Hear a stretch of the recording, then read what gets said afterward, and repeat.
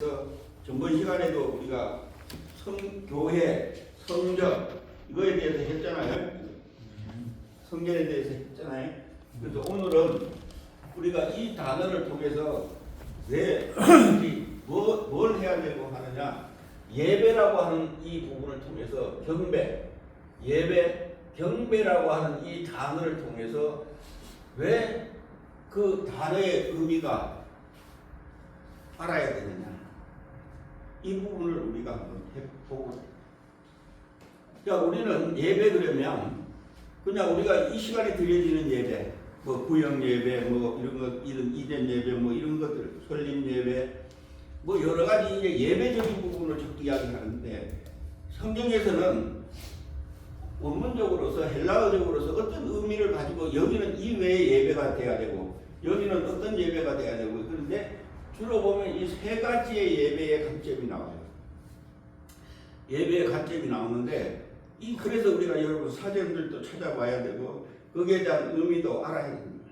그리고 또 하나님이 우리에게 뭘 말씀하시는지 그거는 또 성령님을 통해서 또 우리가 또 알아야 돼요.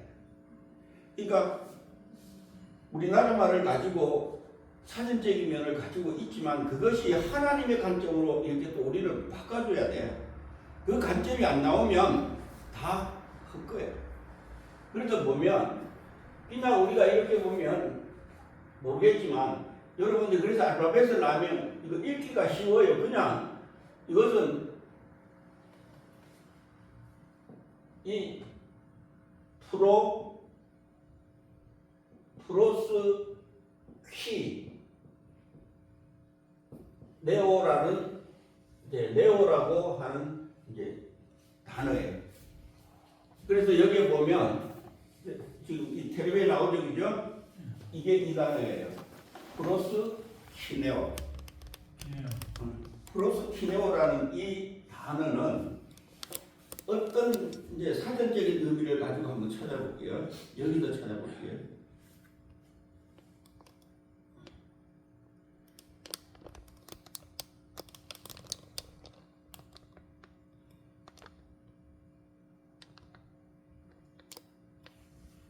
뜻을 가지고 있는지에 대해서 한번 보면, 넓혀볼게요. 자, 이 의미를 가져요. 뭐 하다고요? 예배하다. 뭐 하다가요? 절하다. 그 다음에 뭐 하다가요? 부복하다. 그러니까 오늘 이 요한복음 4장 24절에 나오는 하나님은 영이시니 예배하는 자가 진리와 영으로 예배할지니라라고 할 때 그 예배는 어떤 예배인가에 대해서 이야기하는 거예요. 오늘 여러분들이 주일날 드려지는 예배, 수요일날 드려지는 예배, 이런 관점이 아니라고요. 자, 이 예배는 절하다라는 의미를 가지고 있어요. 절하다라는 의미는 다른 말로 말하면 뭐 하다는 의미냐면 무릎 꿇다라는 의미예요. 그래서 동방에 있는 우리가 이야기하는 동방의 박사들, 이제 우리는 동방박사라고 이야기하죠. 그런데 원문적으로 가면 동방의 별을 보고 점을 치는 사람, 점성가예요. 점성가. 그 점성가는 누구를 이야기하느냐 하면 그 나라의 임금에게, 왕에게 뭐 하느냐 하면 코치하는 사람들이에요. 옛날에 우리 조선시대 때 왕들이 점을 많이 했죠. 지금도 마찬가지지. 예수 안 믿는 사람들은 그걸 많이 하잖아요. 가서 물어보잖아요. 나 구글이 어떤가 이런 거 하잖아요. 그런 그에게서 했던 분들이에요. 그런데 그분들이 그 어린 예수님한테 와서 무릎 꿇고 이제 왕을 바꿔요. 왕을 바꾸는 거예요. 이제 그 나라에, 자기가 살던 나라의 왕이 아니라 이제 누구로 바꾸는, 예수님이 유대인이, 그래서 유대인의 왕으로 바꾸는 거예요. 그 유대인의 왕에게 뭐 하는 거예요? 예물을 드리며 절하는 거죠. 그게 예배예요. 이 단어는 그 의미를 가져요. 그러면 우리가 알고 있는 예배와는 어때요? 다르죠? 그래서 요한복음 4장의 사마리아 여인과 예수님과의 관계 속에서 이야기하는 이 내용들이 여러분 거기에 남편이 예수님이 남편 데리고 오라 그러죠. 그죠? 몇 명 데리고 오라 그래요? 5명 데리고 오라 그러죠. 그래서 목사님들이 이것 때문에 전부 다 그 사마리아 여인을 전부 다 음란한 여인으로 봐요. 창녀로 본단 말이에요.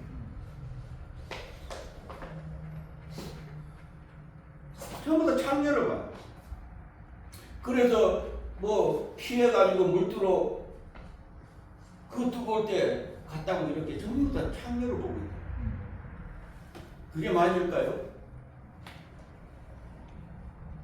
지금 사마리아 여인의 관계성은 뭘 이야기하고자 하느냐면 정말 예배에 대한 예배가 바뀌는 것을 이야기하는 거예요. 이제 너희들이 사마리아에서 드렸던 거기에서 드리는 예배가 아니라 거기에서 드렸던 제사가 아니라 예루살렘에서 드려지는 제사로 지금 방향성을 바꾸는 작업입니다. 그러면 성경에서 그 전에 있었던 일들을 이제 아셔야 돼요. 원래 사마리아 지역은 그 전에 그 유다가 참 이스라엘이 북이스라엘 남유다로 갈라졌잖아요.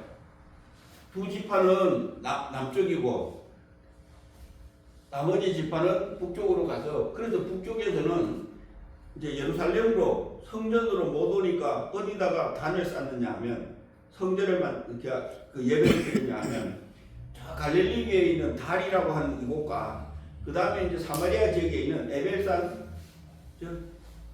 축복의 산, 저주의 산 거기에서 이렇게 해서 드렸던 겁니다. 두 군데를 성전을 삼아서 너희들은 여기 와서 절기를 지키라고 했어요. 그래서 유대인들도 가지고 있는 게 뭐냐면 사마리아 성경이 있다. 유대인들 성경이 있고 사마리아 성경이 있고 사마리아 지역에도 성경을 가지고 예배를 드렸다. 그런데 왜 서로가 원수냐? 저번에도 설명했던 것처럼 지금으로 말하면 사마리아 사람들은 다문화가 인이에요. 다문화. 그 다문화도 누구를 통해서 나온 다문화냐 하면 여자를 통해서 나온 다문화가 아니라 남자를 통해서 나온 다문화예요. 그러니까 이스라엘의 성경의 구조는 어떻게 되어 있느냐 하면 여자가 유대인이면 남편이 이방인이라도 결혼을 하면 그 자녀는 유대인이에요. 그래서 이스라엘 백성들이 에티오피아나 뭐 이런 흑인들을 데리고 유대인이라고 데리고 올라오죠. 그렇죠. 그게 무엇 때문이냐? 여자 때문에. 그런데 남자가 유대인인데 이방인의 아내를 데리고 와서 그리고 그 자녀는 놓으면 이방인보다 더 못한 사마리아 여인처럼 다문화가 되는 거예요. 여자를 기준으로 한 거예요. 그래서 원수가 되는 거예요. 여자를 기준으로 했기 때문에. 그런데 그 의도가 있어요. 왜 때로는 봐봐요. 여러분 마태복음에는 남자가 우선이에요, 여자가 우선이에요. 남자. 그거 좀 알아셔야 돼요. 남자가 우선이에요. 그런데 누가복음은 여자.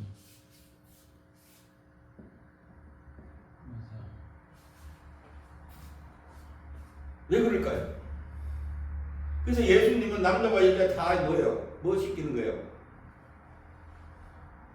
그래서 예수님은 하나님의 입장에서 보면 어디든 다 갈 수 있는 거야. 이방인들도 다문화인도 유대인들도 다. 왜? 흠이 없죠.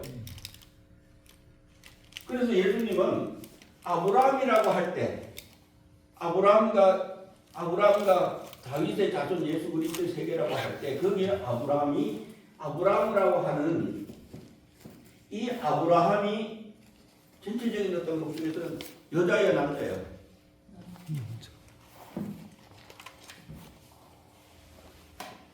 그러면 아브라함만 보면 될까요, 안 될까?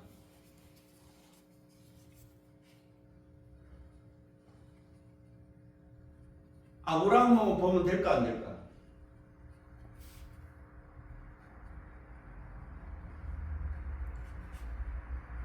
여러분 부자와 거지 나사로가 그 관계의 구조를 잘 보셔야 돼. 거기는 그 부자가 뭐라고 그랬냐면 아브라함을 아버지라고 해요. 그분들이 이 땅에서 안 사는 데서 이야기하는 거잖아요. 그죠?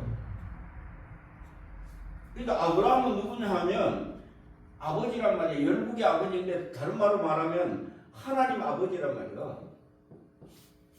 여러분 구약에서 자꾸 이야기하는 것들을 자꾸 우리는 아브라함이라고 하는 그 유대인들이 이야기하는 자기 조상으로서의 아브라함을 자꾸 이야기한단 말이에요.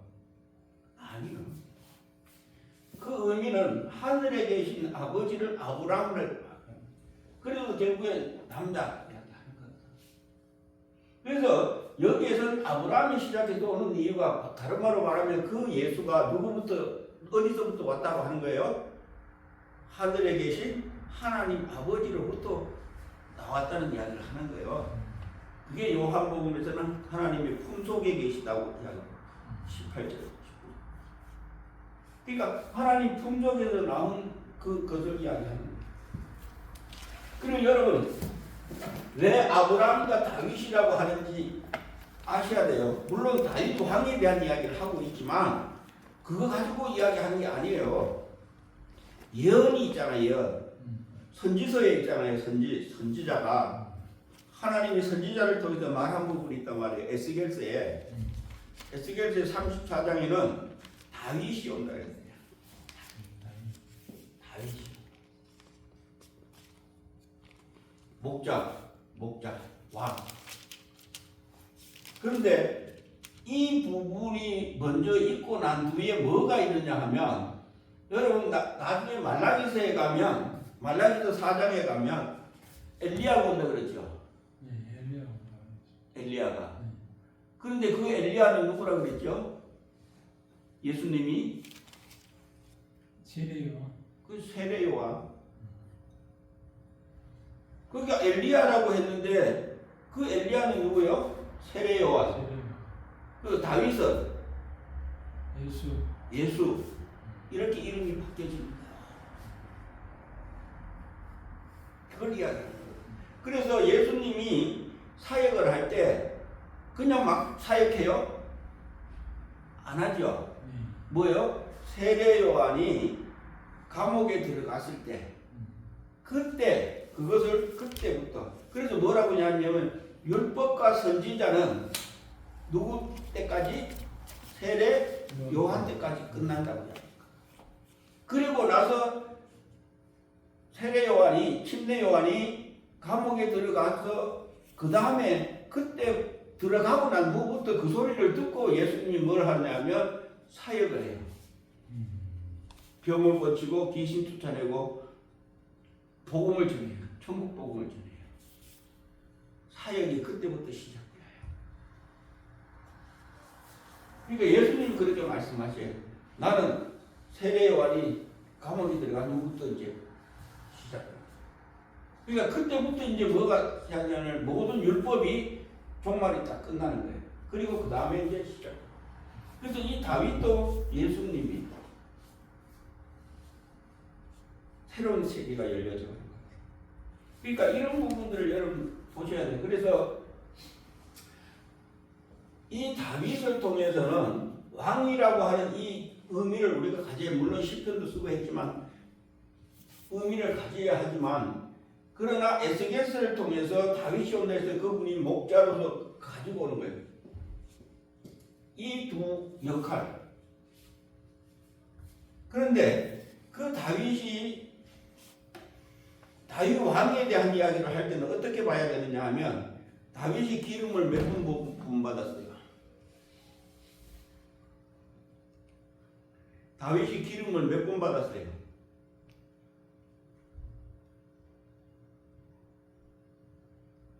사무엘에게 기름 부음 받고 그때는 언제 어릴 때죠, 그죠? 그 다음에 또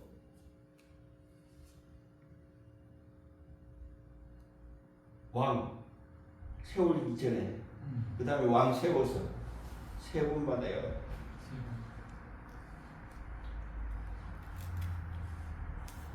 그게 무슨 의미일까요? 사울은 1번 받았어요. 다윗은 3번 받았어요. 기름 부음. 무슨 의미일까요? 제사장, 선지자. 맞아요. 그거 보죠. 그래서 다윗은 제사 성전에 그 음식 먹었죠. 예, 죽었어요, 안 죽었어요? 살았어. 그래서 베드로 전서에 이제 우리를 뭐요? 우리를 왕 같은 제사장. 그런 의미를 다 가지고 왕 같은 제사장. 왕도 되고 뭐요? 제사장도 되고. 그러니까 그래서 다윗이 왕도 되고 제사장 역할도 했다 이 말이에요. 그러니까 뭐가 들어오니까 그렇게 기뻐해요? 원래 그 시온성에 다윗성에 그 성막에 들어가는 모든 기구들은 거기에 있었어요. 천막 갖고 이런 것들. 그런데 벗기는 뺏겨버렸잖아요. 그래도 이리 가고 저리 가고 거기서 이제 사건들이 많이 일어나니까 다시 이제 오잖아요. 베스메스를 통해서 들어오잖아요. 그때 시온성으로 들어올 때 누구 들어온 걸로 들어해서 기뻐했을까요?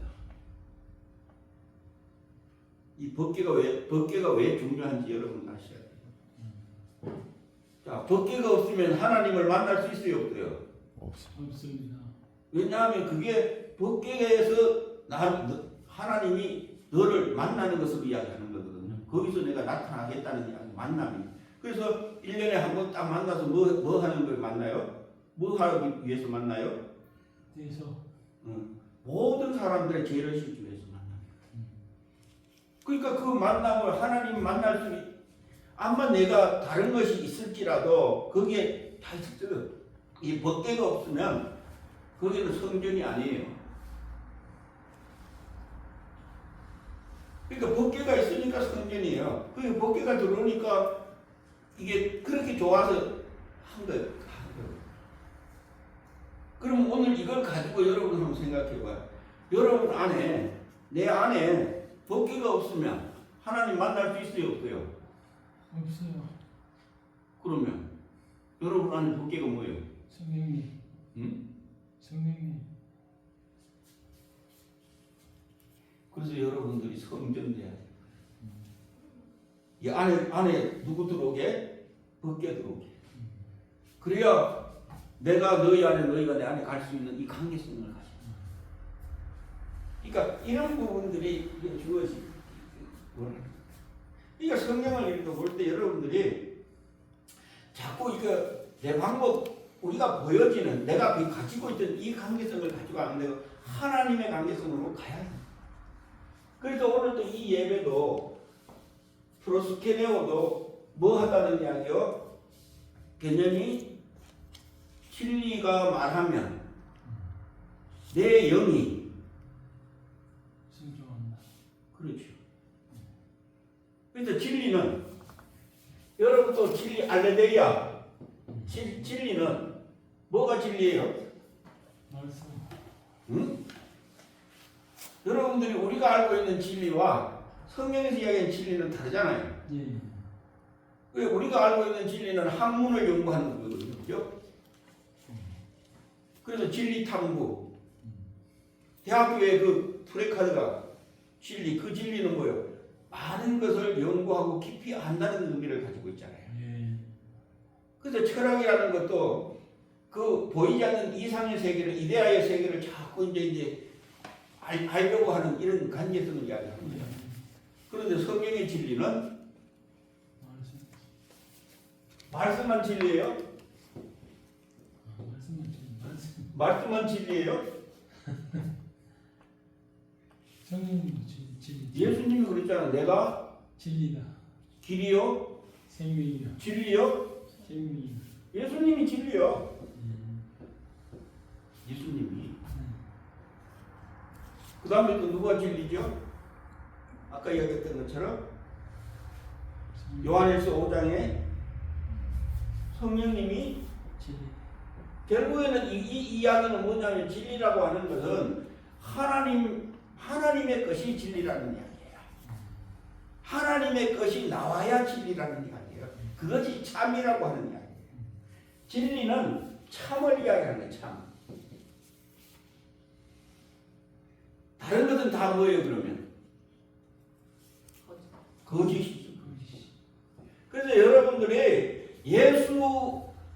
우리가 성경에서 하나님의 관계 속에서 예수 믿는 자들이 전부 다 진짜 하나님의 것으로 참 하나님의 것으로 하지 않으면 전부 다 그거 다 뭐예요? 다 거짓이요. 그러니까 목사님 여기서 설교를 하든 대화를 하든 뭘 하든 하나님의 것이 아니고 자기 거 했으면 그거 다 거짓이요.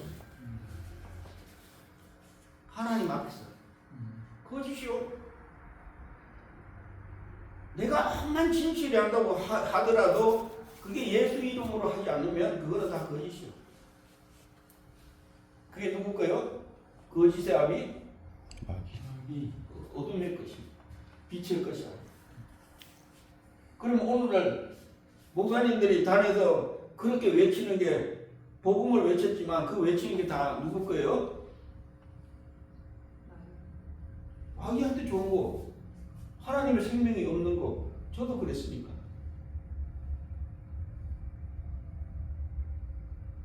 저도 그랬으니까. 거기에 하나님의 생명이 없다면 다 하나님은 뭐로 안 가느냐 하면 여러분들이 구원의 길로 갈 수 있어요.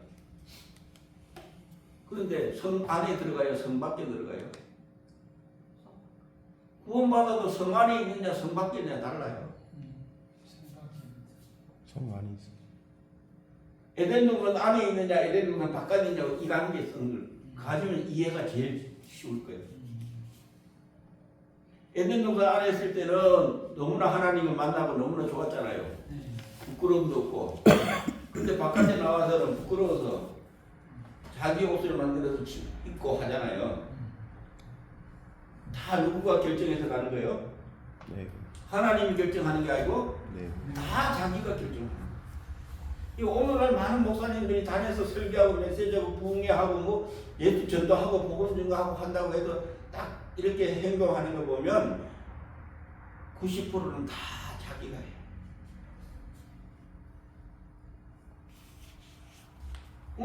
오늘 우리 선지생분들도 그 삶이 있다면 그거 이제 하나씩 버리는 척 하는 거예요. 오래 걸리더라도 그잖아. 그래서 하나님의 것으로 채웠어. 그 작업이 필요. 그러니까 오늘 여러분들이 단어의 의미를 그전에는 진짜 우리 그전에는 2000년도 이전에는 이런 거 신경 쓰지도 않았어요, 사실.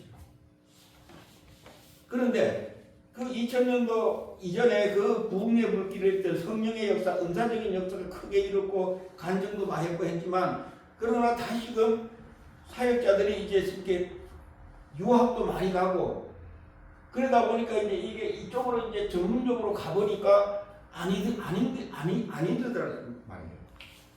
여러분, 자 봐봐요. 스가랴가 원래 우리 성경에는 뽕나무 이야기 나오죠. 뽕나무. 그죠? 스가랴. 그러면 우리는 뽕나무 이야기하면 뭘 한다고 생각해요? 우리 개념에서, 우리나라의 개념에서 스가랴가 뽕나무를 기르고 뽕나무를 한다면 뽕나무를 기르면 뭘 한다고 생각해요? 스가랴가 뽕나무입니까? 네. 아모스가 뽕나무입니까? 스가랴는 그게 스가랴예요. 아모스인가요? 네, 아모스가 뽕나무예요. 그 할 때 뽕나무 그 하고 양 기르잖아요. 예. 양치고 뽕나무 했잖아요. 그죠? 예. 그러면 우리가 뽕나무 이야기하면 뭘 생각해요?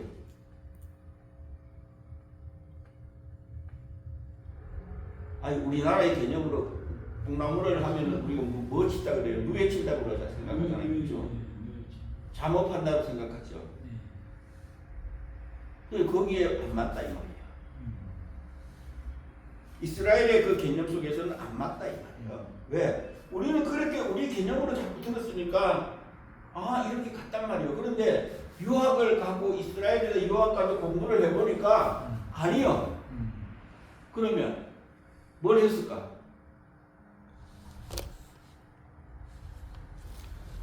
그 배경사적인 면에서는 뭐 했을까?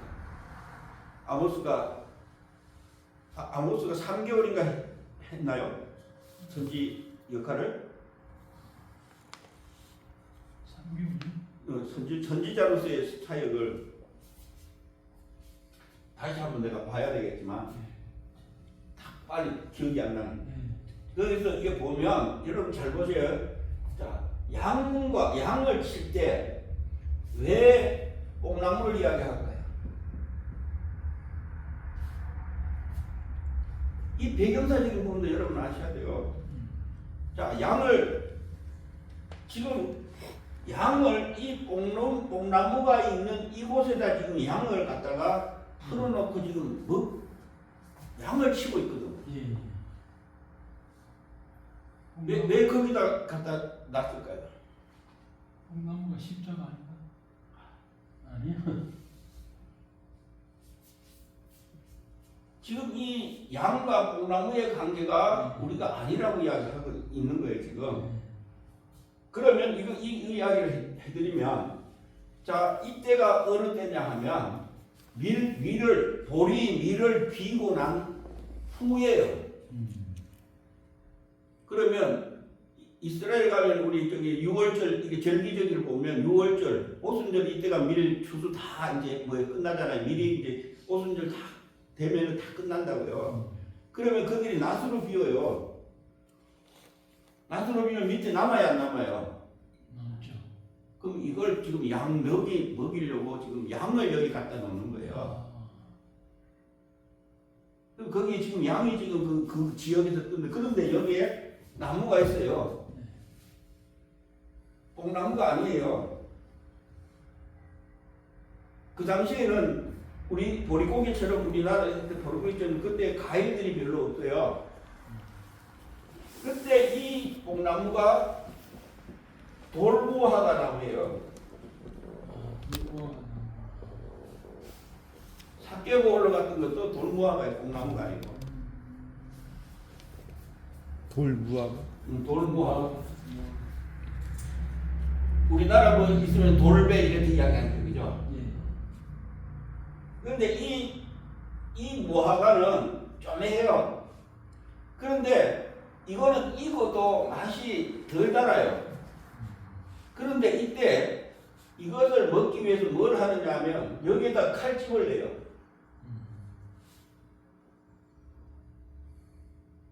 칼집을 내면 이게 달아요. 그래서 따먹어요. 식량 대신에. 그러니까 지금 올라가가지고 나무 위에 올라가가지고 그 작업하는 거예요. 많이 다니니까. 그래서 그거 익으면 그 주인이 따먹는 거예요.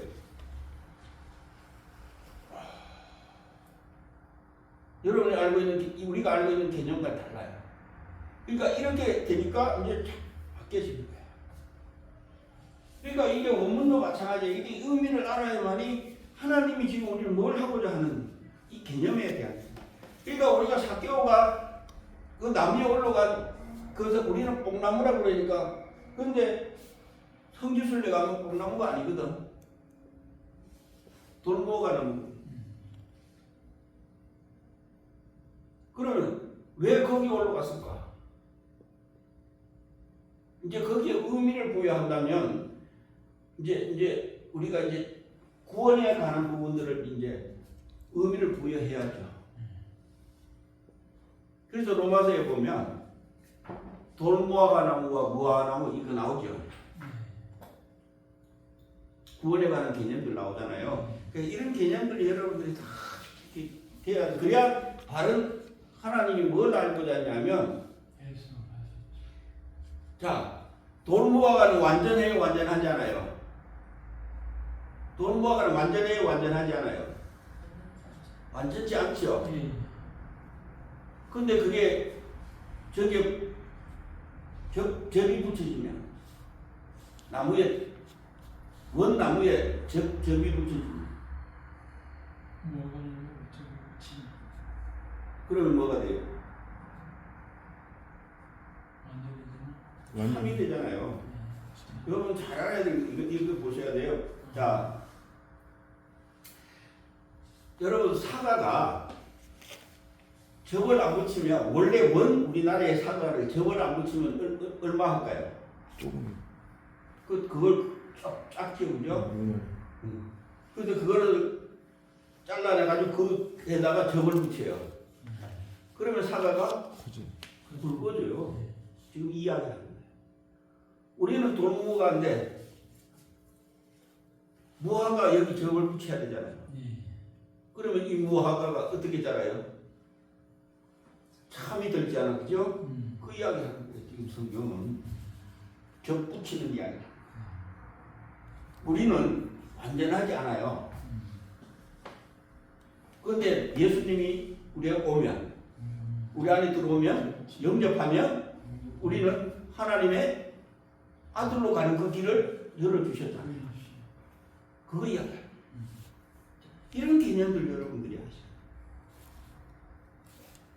그러니까 우리가 알고 있는 이런 개념이 아니라 그걸 통해서 하나님의 위에서 하나님의 것이 접붙이지 않으면 우리는 온전해질 수가 없다는 이야기예요. 그래서 하나님이 우리 인생들 중보자로 세우기 위해서 사람으로 오신 그리스도가 꼭 있어야 된다 이 말이에요. 왜? 구약에서는 사람으로 하니까 완전해질 수가 있었어요, 없었어요? 없잖아요. 그러니까 이런 개념들이 여러분들 이해가 그러려면 배경사, 원어 이런 것들이 다 있어요. 그래서 이제 이 시대를부터 2000년대 이후부터 헬라어 히브리어가 한참 이제 왕성했는데 또 이때 뭐가 문제가 됐느냐 하면 히브리어 가르치는 분들이 제가 이제 이렇게 좀 들어보면 설교, 책 이런 것들 그때 보면 하나님 없대. 문법으로 가버리니까 하나님 없대. 그러니까 결국에는 뭐야? 하나님 없어.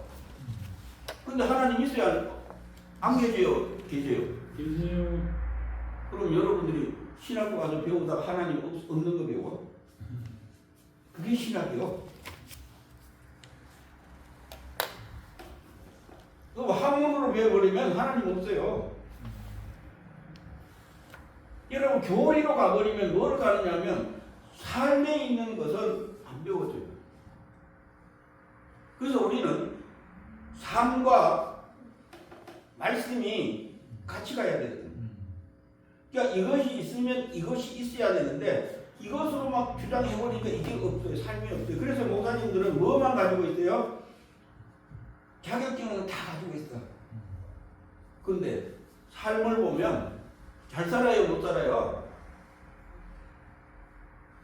외로 그 도덕경을 이야기하는 저들보다도 못 살아.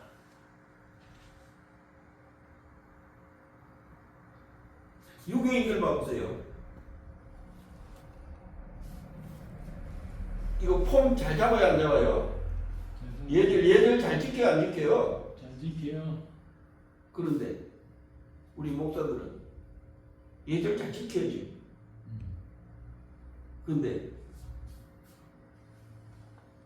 여러분 외로 우리가 잘못하면 세상 사람들보다 몇 배 악해집니다. 그래서 세상 사람들은 뭐 우리가 많이 이야기하지만 술 먹고 원수지고 싸우고 하면 술 먹고 그냥 풀어. 네 집이 좀 차리면 그래도 그 지나가면 그런데 예수 믿는 사람이 한번 삐져지면 풀까요? 안 풀려. 쉽지 않죠. 네, 그 안에 악한 것들이 들어가서 자기의 것을 가져. 그래서 뭐라고 이야기하느냐 하면 여러분 전번에 우리 한번 했잖아요. 육에 속한 사람, 신령한 자, 육질에 속한 자에 대한 고린도전서 2장 아까 3장을 통해서 이야기했잖아요. 신령한 자는 판단을 안 받는다 그랬거든요. 판단을 해도 판단을 안 받는다 그랬는데 신령한 자는. 그런데 육에 속한 자는 하나님의 성령의 것을 받아들이지 않는다고 그랬어요. 그것은 뭐냐면 혼에 속한 자들. 그러니까 우리 목사님들을 혼으로 생각하면, 혼으로 하면은 하나님이 한마디 이야기도 안 들어. 그 누구 말 들을까? 하나님 말 안 들을까? 내 말. 그게 전부 다 내가 다 나와.